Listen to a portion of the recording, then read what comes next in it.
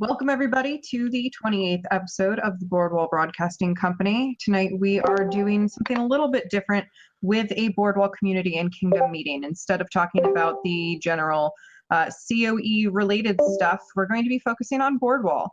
So tonight is a great opportunity for you to ask questions, get some answers from DeLeathers himself.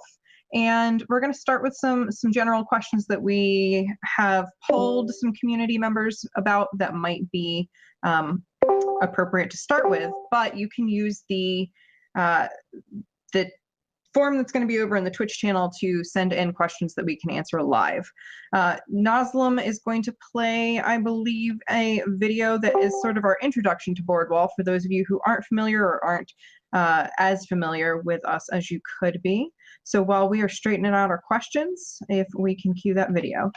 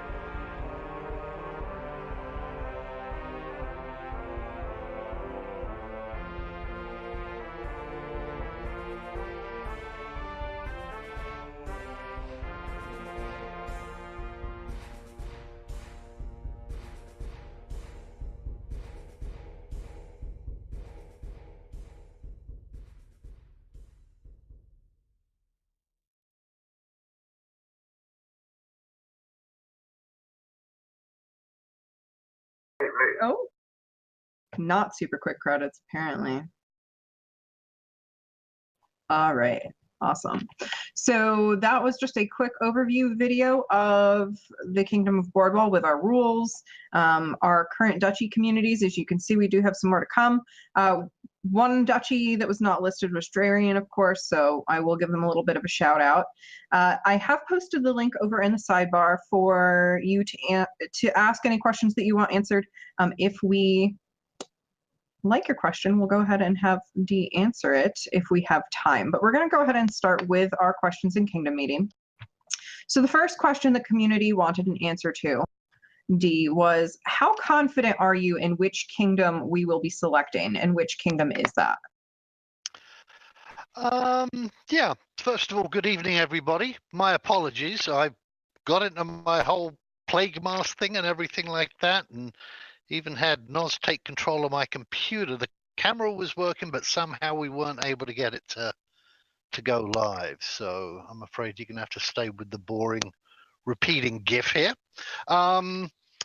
As for how confident am I on which kingdom we're going to go for? I'm relatively confident that we will be, obviously we know that we have map N, and I'm relatively confident that we will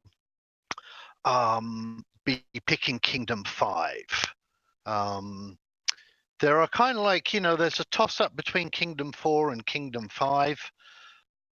The primary differences between them is that Kingdom 4, because it has 4 different biomes instead of 3, it has a larger number of resources available.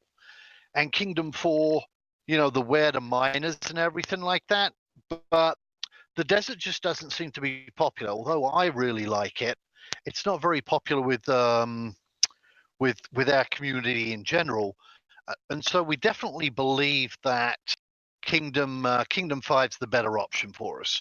We think we'll be able to grow trees in the Narran grasslands that will help with our shipbuilding industry. And I think that part of the key to this game is going to be a really a strong navy, so that we don't get blockaded and barricaded in. We can be competitive a year or so down the road when the new lost kingdoms are discovered. We don't want to be left out of that kind of like land rush when that occurs. So the monarchs have basically chosen and come to an agreement, and Adam has agreed to take kingdoms 1 and 2. Alicia has agreed to take Kingdom 3. We've agreed to take Kingdom number 5. Kairos agreed to take Kingdom number 6. Blah was kind of like, I'm not going to commit to anything. I'm not going to commit to going to Kingdom 4. And so we kind of like have that 4-5 kingdom open, although I'm kind of like 95% sure that we'll be going Kingdom 5. Okay, fair enough. So in terms of that political landscape, in your opinion, what is Bordweall standing with the other kingdoms in NAE?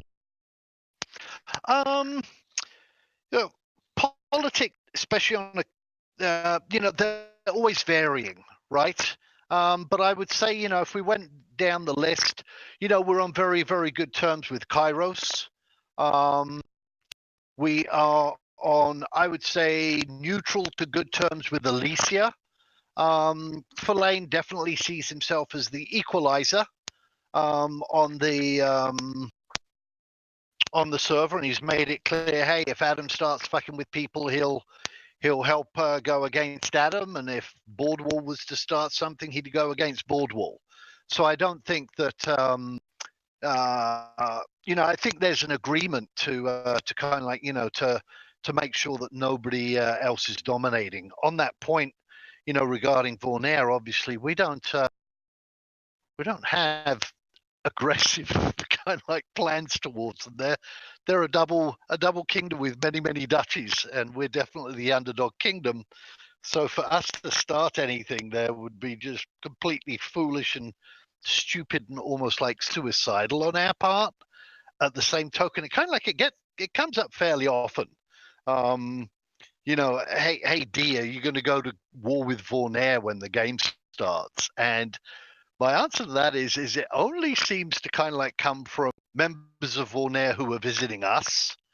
And so I think that's a rumor that kind of like originates there rather than from us. I think we have a very good, healthy rivalry. And in my opinion, we leave it at that, and then Fortuna's kind of like, Fortuna's the wild card. We just don't know about the wild card.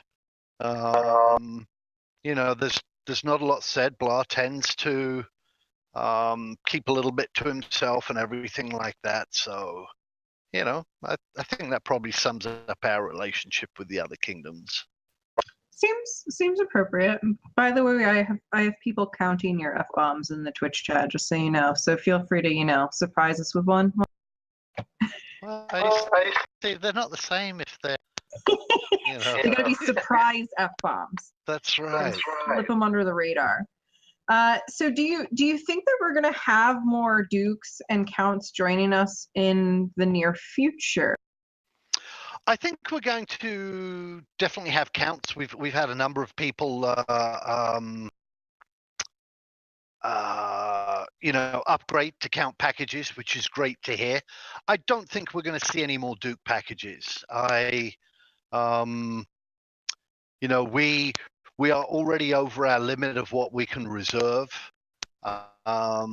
Given the recent information that came out about title transfer and everything like that, to be quite honest with you, two people, one that was basically almost definitely going to be buying a duchy, and one that was kind of like, I'll give it thought and consideration. But after this latest thing dropped with the titles, they were like, we're not spending that amount of money because, it seems when, we kind of like commit to something and it's under one set of rules, and then when it's time to be enacted, the rules have changed, and we're not sticking $5,000 into that. So that's Gotcha. why we sit on that. So unfortunately, we're not getting a couple of more dukes that I was hoping for. Yeah, that definitely is unfortunate. But I do agree that we are probably going to have more counts. I actually upgraded to a count myself today, and I saw a couple people in chat upgrading to counts. So it's really cool to see people, that want to contribute back to the kingdom, and those that have been active want to play a bigger role. So I think that's cool. I hope we end up getting more dukes, because that would be good. But this leads into the next question, which is, what is our position on random dukes or duchies in general placing inside Bordweall during domain and settlement selection? Well, I mean, this kind of like this question crops, kind of like periodically, and I think my response to it has always been the same. It's like, I hate to sound like the hard ass, but it would be viewed as a hostile act. I mean, I don't see anybody spending $5,000 not wanting to check with any monarch, regardless of whether it's us or Vornair or Kairos, etc. To just kind of like blindly place in there. The game certainly allows for it, but I just think that any Duke would kind of like at least have the common decency and respect and courtesy to say, hey, we want to place with you. Is that okay? Where does it fit in? Because, we do have plans. And I think most kingdoms do, as to where they want to place their duchies. And if people fuck with that, it's not going to be, it's probably not going to be received kindly. And I would remove the word probably. It will not be received kindly. Basically, either the person is arrogant, or he is hostile, or he is stupid. And I don't think any three of those scenarios are ones that we want to have a duchy in. So, the game mechanics will probably allow for us remedying that situation. We'll see. We do have a duke who is in another kingdom on the server. It's not Kairos, that is probably looking at joining us as well. But for right now, for obvious reasons, they don't want to declare who that is. And so if we have people that join and they displace the intended dukes that are going to be joining, it'll be a hostile thing. If somebody does want to join, message me, let me know. We'll see what we can work out. We'll kind of like go over what duchies are still available, and we'd love to have you on board as part of the team. But I can't just have people kind of like coming in. There's one group that wants to place 2-3 duchies. then and basically start their own little mini kingdom. And we're not going to sit down and just say, oh yeah, you can have 25% of the kingdom uncontested. It doesn't work that way for us. So right, absolutely. Yeah, I would like to add on that we've been, the group of Dukes have been chatting a lot more recently, especially, with the map voting and everything like that. And it's just an awesome collaborative group. We have a treaty that has basically been signed between the duchies, because, for those of you that aren't aware, Bordweall's kind of like more of a confederacy, a federation of duchies, where we allow quite a lot of kind of like, freedom, so that each duchy can develop its own flavor, so to speak, its own kind of like distinct gameplay and game style, without it necessarily being influenced, from the kingdom level. Yeah, that makes sense, and I think that is part of what appeals so much to people about Bordweall. It's definitely a different style than we're seeing elsewhere. Now, in terms of that, the fact that there are so many new people coming into Bordweall, how do you advise people to attract new players to their settlement, to their county, to their duchy, etc.?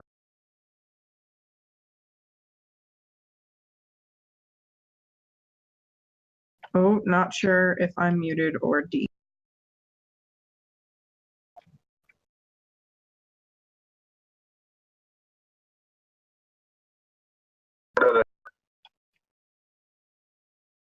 Uh-oh.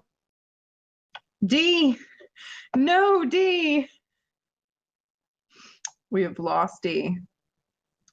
Well, now you have audio guest Naslim. Hey, how's everyone? Hey, Naslim. Welcome into audio guest status while we figure out where in the world D went. I will answer this question of, I am not, in fact, drinking peroxide. I am drinking kombucha. So don't worry, I'm not poisoning myself. How are you doing, Nas? Good. What was the question again? I wasn't paying attention. I was busy reading all these Roll Tide messages because I can't ignore a Roll Tide. I mean, it just distracts me. I can't help it. You just can't. I hear you. The question was people looking for advice on how to attract new players to their settlement, county, or duchy.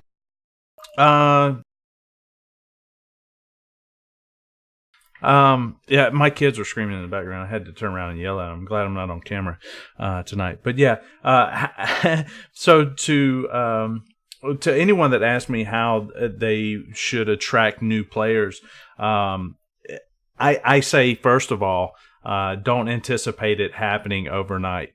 A lot of us have been building our communities for in some cases years.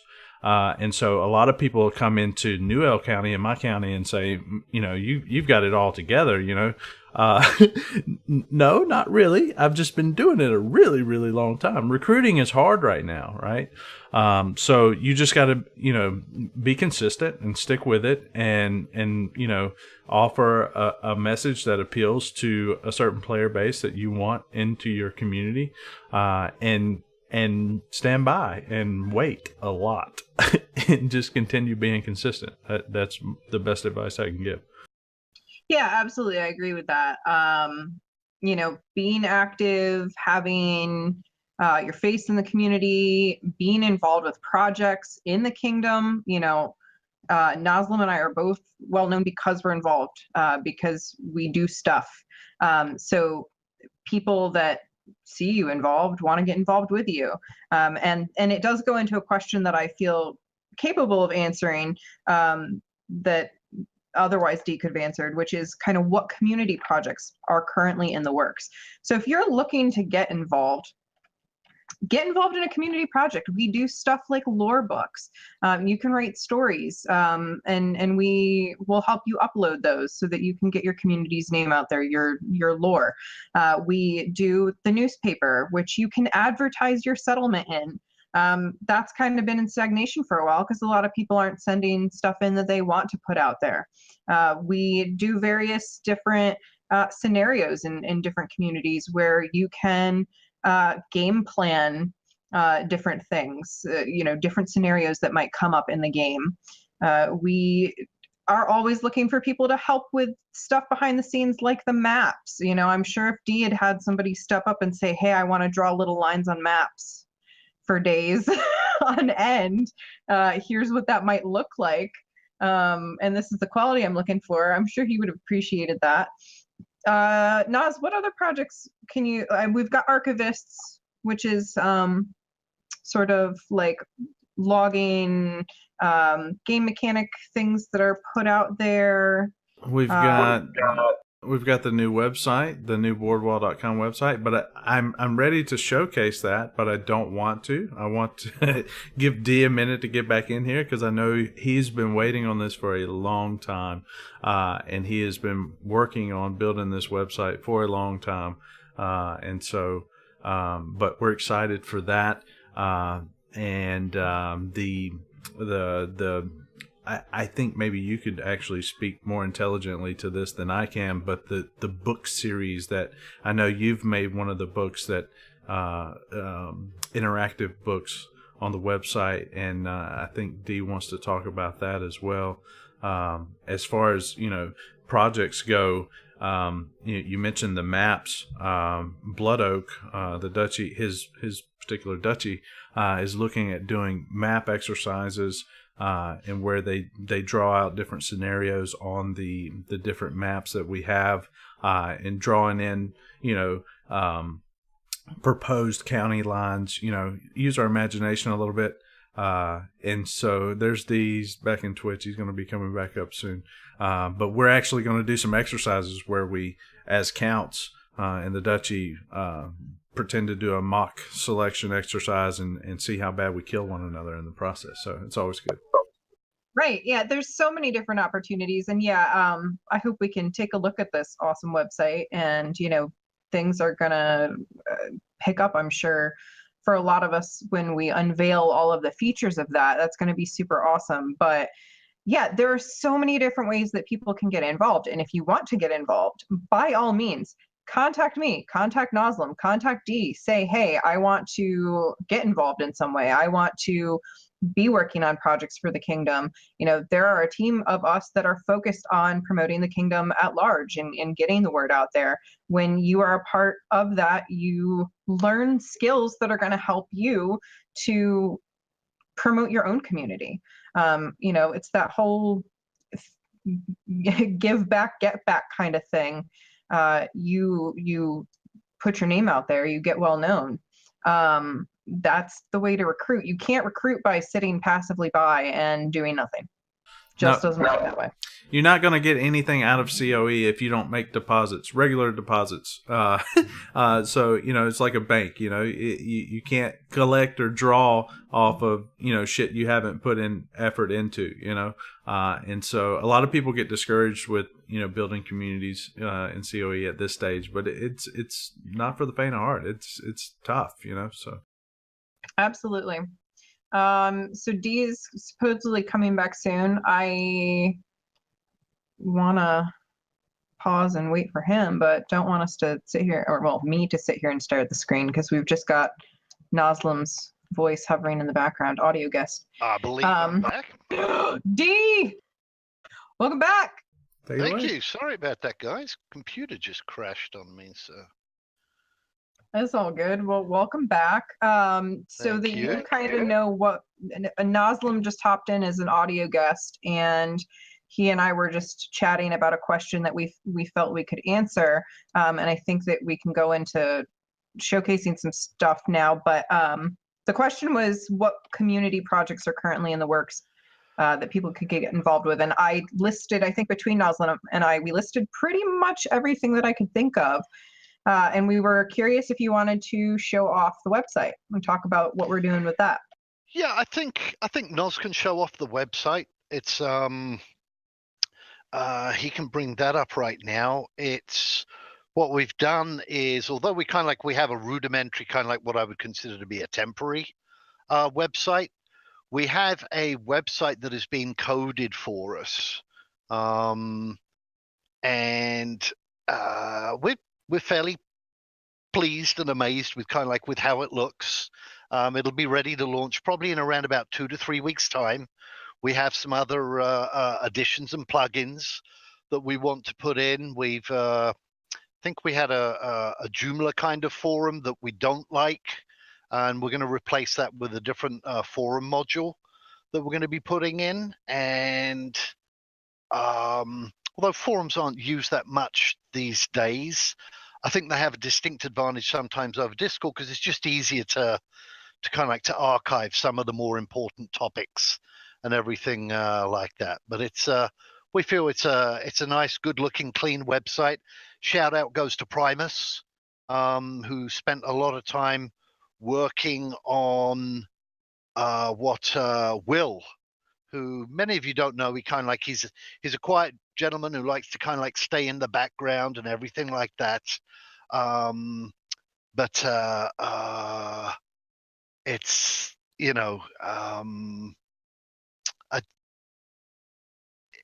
it's I think we have 2 to 3 modules left to put in, and we should be good to go on it.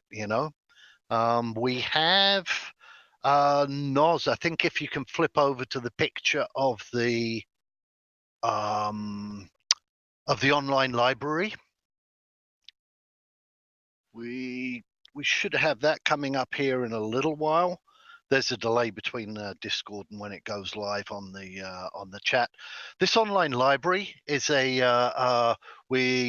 actually going to be an interactive bookshelf where the interactive books that are being created by our members will be on display. In fact, the first one should be coming out. Well, you guys know about the Blood Root, the one that the Tale of the Blood Oak, Tiny's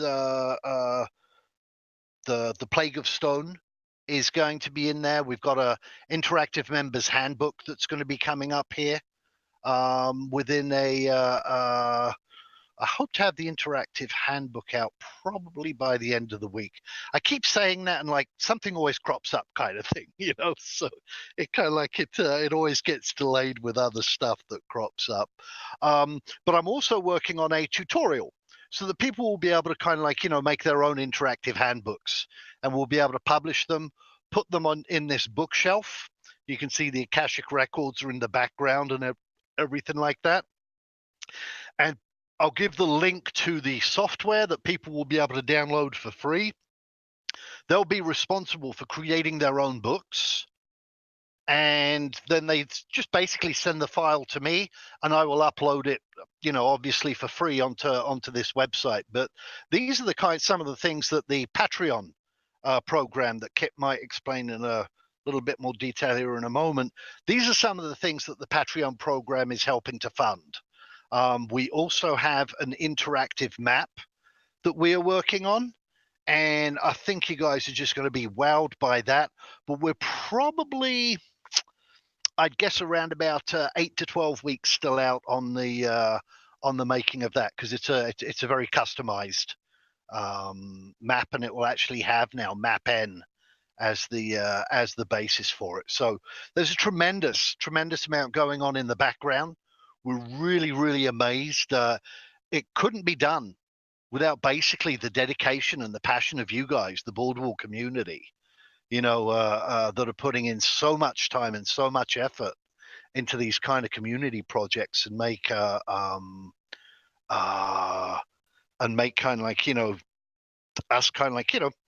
we like the way that we're branding Bordweall, so to speak. It's not just it's more than just a kingdom, as we like to call it. Right, precisely. Yeah, we have a lot of really cool projects. I think Naz is showing the flip book a little bit right now. These are the kinds of things you can do, that you can make when you get involved. And we're happy to walk you through how to do stuff like that. And that's a really awesome opportunity. And Dakota or Dakota, not sure how you want to say that, just asked, could I post a short story of my family line? Yeah, absolutely. If you have GIMP is kind of like the free version of Photoshop. You just get a little book file, type up your story, make the graphics. Like Dee said, he can get you a link to the software and you can upload it. And he can get it in there without the watermarks. There's so many opportunities to get involved. Very, very cool opportunities. And as far as Dee was talking about the Patreon, we do have a Patreon account. If everybody in the kingdom were to donate $1 even, we could fund even more projects. You know, most people come in and they do like $5 or something, or $10. Each tier has a reward structure. If you go all the way and you do that for 4 months, you get cake bombs from me, custom flavors. So I'm just throwing that out there. But we've got rewards like custom art from Mel, articles written about you. If you back at a certain level, I will make you a flip book. Things like that. So there's a lot of different, yes, cake bombs. The donation link for our Patreon is going to be posted over there in the moment. Oh, there we go. Kat got it.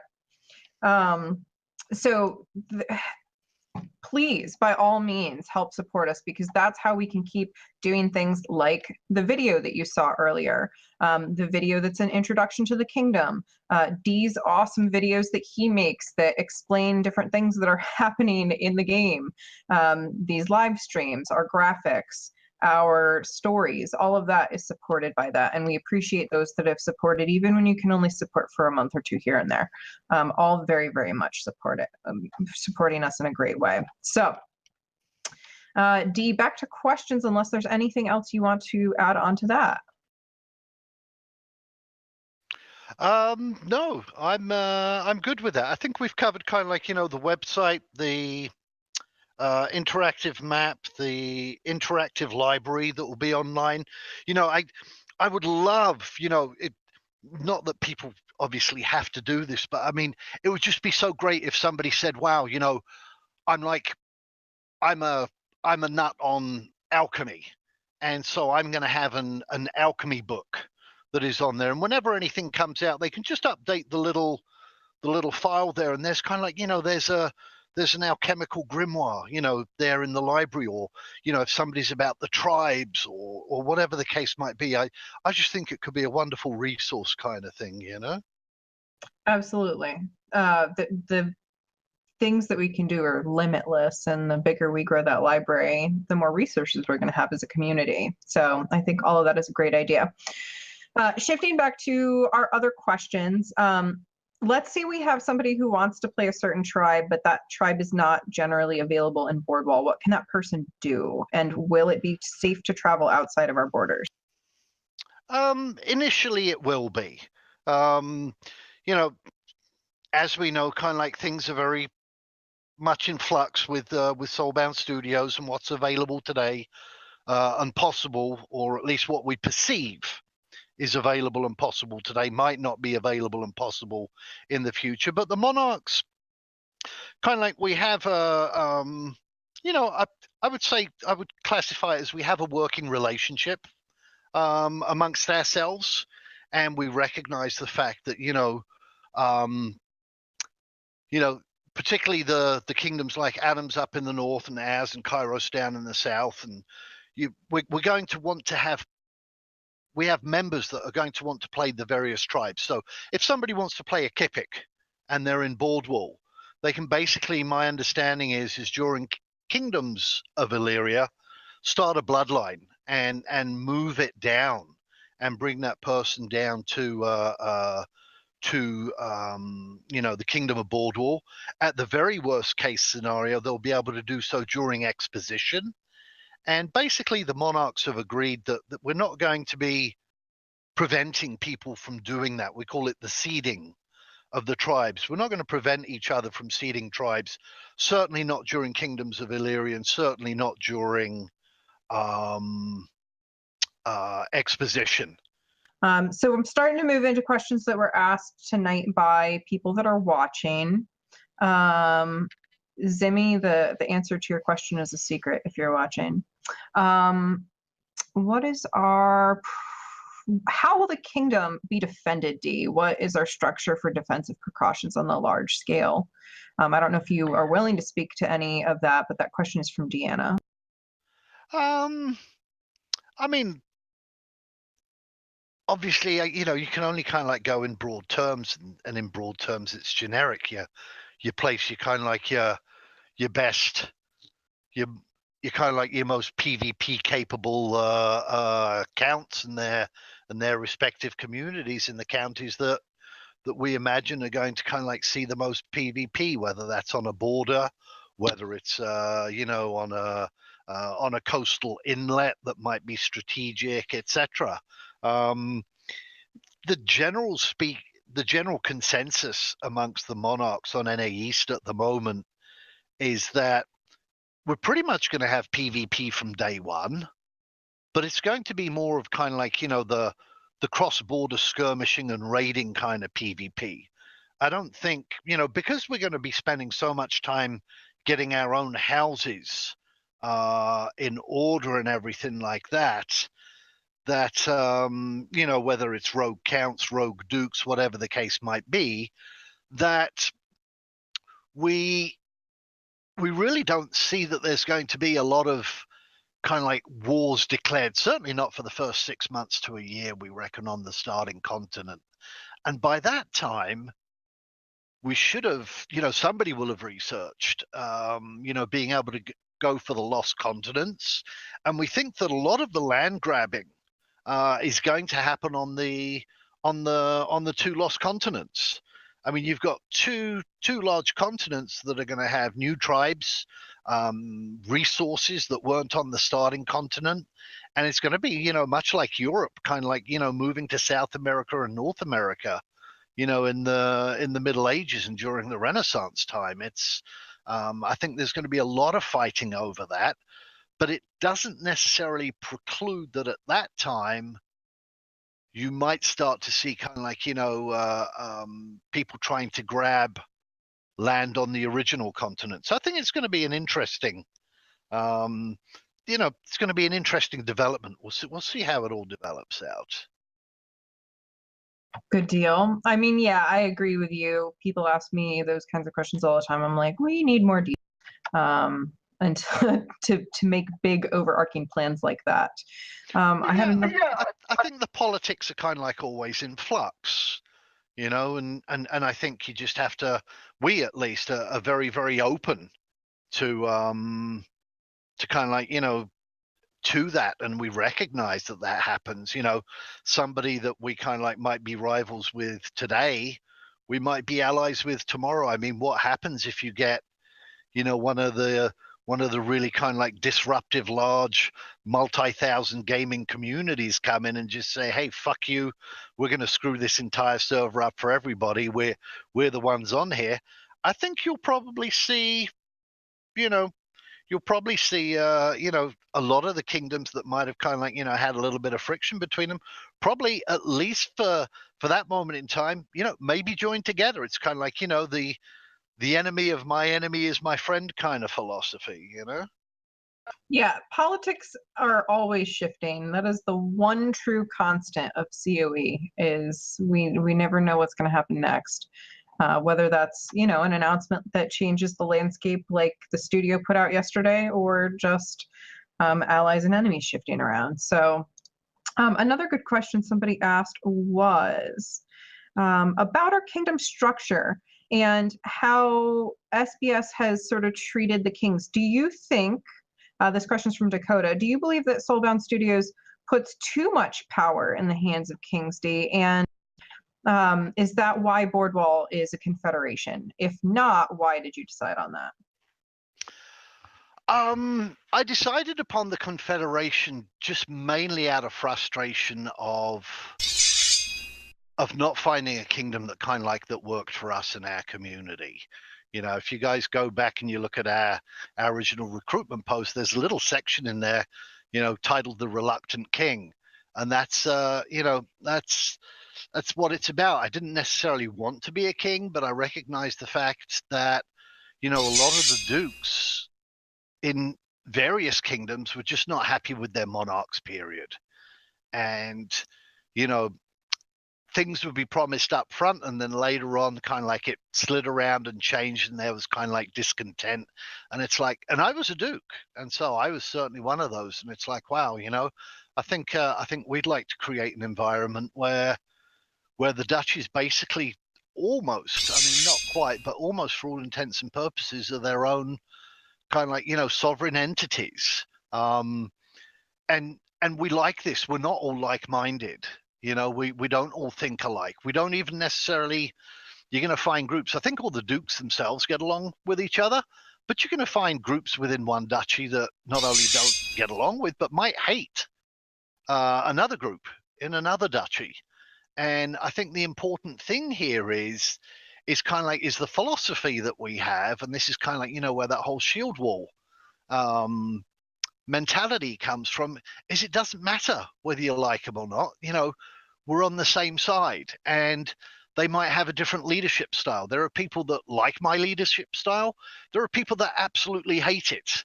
We've got some leaders that are kind of like more militant, for want of a better word, and just kind of like totally no BS kind of thing. And we've got some that are very, very kind of open-minded, for want of a better word. And I think, they all come with their relative strengths and weaknesses, but the point is that regardless of what you're looking for, you can probably find it within Bordweall, and find a place that you're going to enjoy. Yeah, and I really appreciate that about Bordwall's leadership. Everyone is very, very unique, and yet we come together to work together really well. Taking a moment to do a quick shout out to David. I don't know who you are, David, because I don't have your actual screen name. So whomever you are, thank you. Adam from Vornair and Squirrel, who all just donated to our Patreon. We really appreciate it. Wonderful. Thanks to all of you. Yeah, Adam's going all the way, D. He wants cake bombs. Excellent stuff. I mean, Soulbound Studios enjoys them, right? So, yep. How do you, if you do, plan to keep rival kingdoms from accessing our website library? I don't. I mean, I think it's kind of like, there are two things on this. I think that it's kind of like it's kind of like it's a an exercise in futility to try and do that, right? I mean, why? People will be able to access it and get a link and everything to go in there. So why spend the time and effort to not do so? And the complete opposite end of that is, I mean, why would we even want to prevent people from seeing something that we think is just kind of like another jewel in the crown of Bordweall, and something that again kind of like shows the kind of community that we are, and gives them access to information and things like that. I mean, the library isn't going to have our top secret kind of like, I'm doing little air quotes right now, plans in there or anything like that for everybody to see. I view it as kind of like a resource, kind of like whether it's about, particular counts or duchies or settlement or organization's law or whatever the case might be. I don't see any reason to keep that that kind of like secret. I mean, espionage happens. I'm sure Adam has his kind of like agents in our community. We have ours in theirs, and sometimes it's not even a matter of that. Sometimes people just share information, period. And it's I think you can do as much as you can to try and prevent it. But just like in EVE Online, I mean, if a mole is really, really good, you're never going to catch him. And, they can spend, I mean, in EVE Online, they would spend 2-3 years. They basically made a career out of it. And for want of a better word, although obviously it was a game set in space, they got the keys to the kingdom. And then once they had everything and they got everything in place, they could basically bring an entire corporation down on its knees overnight, kind of thing, with a loss of literally hundreds of thousands of dollars worth of man hours.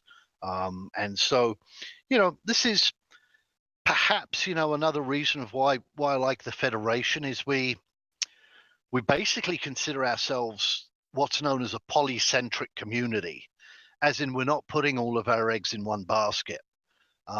We don't want everything kind of like in Blood Oak or in the Royal Duchy. we want the power base shared and spread amongst all of the duchies, so that if one duchy fails or falters, or just the Duke gets bored of the game and says, fuck it, I'm leaving, that that there's enough other kind of like parallel communities there that can pick up the slack and kind of like, yeah, it's a hiccup. Yeah, if kind of like somebody gets access to kind of like your kingdom treasury or something like that, it's a pain in the ass. But if you don't put all of your money into just that one kingdom treasury, it's the amount of damage that can be done is minimized, is basically what it boils down to. Because for us, it's not a matter of if, it's a matter of when. There's not a game that I've played in an MMO sandbox where basically these shenanigans and where people try to fuck each other over in that manner happen. To me it's a part and parcel of the game. Yeah, absolutely. So Dee, I want to check in with you. We have a lot of questions that are about the lore books and how people can use them. I'm going to go out on a limb. Somebody asked if they can write fiction about a universe by any fictional author to be added to the library. I'm going to assume the answer is no. We want it to be COE related in some way. Is Correct. that true? Correct. Okay. Yes. So that's an easy Yeah, question we can answer. It's a COE related library and asset, for want of a better word, that we're creating. However, these books, and what I'm going to do is I'll just dwell on them a little bit more. In the Flip Builder software, I'm actually I started today, amongst again all the other fucking projects going on, I started making a tutorial as to how to use it, as to how to put one together. But you can actually put hotspots in there. You can put links to other websites or other books or even other pages within your books, etc., etc. So it'll be a very, very flexible system for people to use. And again, it's there. If they want to use it, great. If they don't, it's great as well. I'd love to see it kind of like reach its kind of potential kind of thing of being just an amazing fun resource. It has the ability that on that bookshelf you can sort by lore, game mechanics, tribes, etc., so that there is at least a rudimentary feature that can be used. Now, I think it's kind of like it's going to be really, really cool. I'm looking for some other quick, easy questions. We are at 8:51, D. I don't know, do you want to go right up to 9 and then we'll switch over into Kingdom? Yeah, we can do that. Because we are getting quite a few questions that I'm sure you want to keep going, but I know we don't want this video to be 5 hours long. Yeah, exactly. Exactly. What would you say is the primary goal for the kingdom to prosper? Like military, economic, trade, craft, exploration? Is there some sort of focus like that? No, there isn't. I think our criteria, I mean, all of those things come into play, right? And I think all of those things will have to come into play for every kingdom to a lesser or greater extent. And maybe some might be a little bit more military focused, some a bit more economy, etc. But I think that's going to be common to all of them. And again, I think this boils down to our main goal is to build a community, not a kingdom. The kingdom might not exist a year into game or 2 years into game, right? Might be conquered. It might, all sorts of things can happen. Obviously, our goal is to try and have it thrive to the end of the 10-year storyline. But Caspian has basically promised that anything that anybody starts off with in game, he doesn't care if it's like a cloak or a ring that you got as a prize, or if it's a monarch or a duchy or a county title. He basically guarantees that nobody's going to end up at the end of the 10-year storyline having anything that they originally started with. And obviously we'll defend it. Obviously we're going to do everything we can, but I don't think people should get fixated upon that. I think people should kind of like be looking at in terms of what we are as a community and what we can accomplish together. And I mean, shit, we lose if we do lose the kingdom, which I do not plan on doing, and I'm not kind of like trying to poo-poo or be trivial about it. we start something else. We do something else. Success is basically what we define it as. We can build a huge floating city.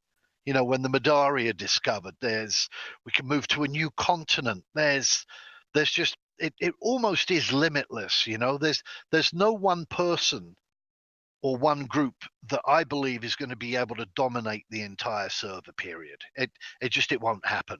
I think there will be individuals and groups that amongst them will probably, control 95% of the server. But, there's always, again, there's not been an MMO sandbox that I've played in that has PvP where somebody is in charge of everything. It doesn't happen. Right. Yeah, I mean, again, this game is not going to be stable in terms of what happened. There's no predicting what could come up. Okay, another good question. How independent will duchies be? From what I understand, there is a small tax for infrastructure for Federation-wide projects. What sorts of projects would be considered to avoid the road fiasco again? We don't need to talk about that. Ha ha. I mean, it's again. I don't believe that we have enough specifics from SBS yet to know. There's kind of like there's chat that taxes will be collected, that you're going to have to go, to a central lockbox at the county capital to deposit your taxes. I mean, how those get dispersed. I mean, it's said from there that the count gives them to the Duke, and presumably those have to be transported because there's no kind of like ATM, or electronic banking system in the game, and then the Duke is meant to give them back to the Baron. Can the Count fund his Baron directly and circumvent sending, the funds to the Duke, etc.? There are all kinds of potential things on that. Our goal as regards to taxes is to basically keep them minimal, to be able to build and maintain the infrastructure, such as, I can see that there's going to need to be a centralized, research and development, whether that's an academy or a guild. There's going to be, a need to maintain trade routes. There's going to be a need probably to maintain on a kingdom level a navy. In addition to kind of like, all of the duchies having their own, variations of each and every one of those. So my philosophy is the more money that we can leave inside the duchies, i.e. the lower that our taxes are, the more money that we can leave inside the duchies, the more they can reinvest within their own communities. And that just makes them stronger and healthier and happier. And that's, again, that's part of what we're about. Yeah, I think that's really important. Since you guys are aware of where your kingdom will be located, have you also figured out where each of your dukes and duchesses will place them? This is a question from ID.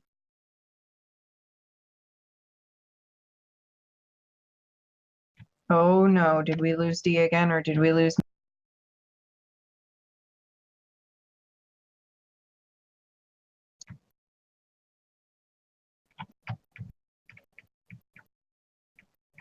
I think we lost D again. D, why you do us like this? Well, I think I can answer this question because it's been pretty out there that I know that there have been plans for where people will place. Obviously, those could shift around, but that's definitely been something that's been negotiated between the dukes. I know that Bordweall, even though everybody is independent, they are aiming to have those negotiations and have people agree, have people get on the same page and figure out how to work in conjunction with one another. So I'm going to assume D is gone for the remainder of the stream, and we need a GoFundMe for D to have better internet and a better computer.